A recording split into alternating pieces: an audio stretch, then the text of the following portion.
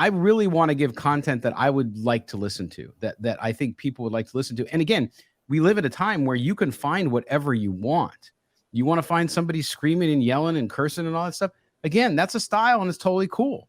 But that's not us. And so I think we've stayed true to ourselves. And this is Mo and I, that's who we are. Like we're that way in real life. So we're not walking around cursing now. I can do it if I'm doing lawn work and I'm getting tired. But other than that, we're not going to do it on the air, so to speak, because we just don't feel as though that's a representation of how we do. You and I, Mo, even though we're different in age, we sort of have the same kind of professional mindset of how we go about our business.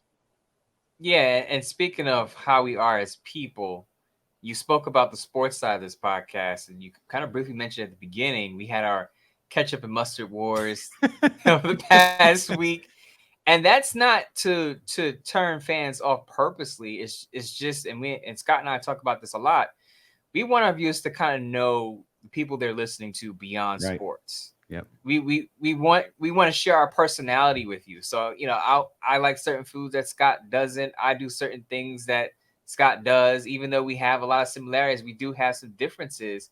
And I think the human part of this episode, these episodes in the show, are important for you just to get to know us as people, because sooner or later it's going to happen. You're going to see one of us walking down the street and you're going to go, I seen you guys on YouTube, or I listen to you guys all the time in the car, and we can have a casual conversation that goes beyond Raider talk. We can talk about anything. We're pretty much open-minded people who have a very diverse group of friends. I can say that for Scott, knowing him.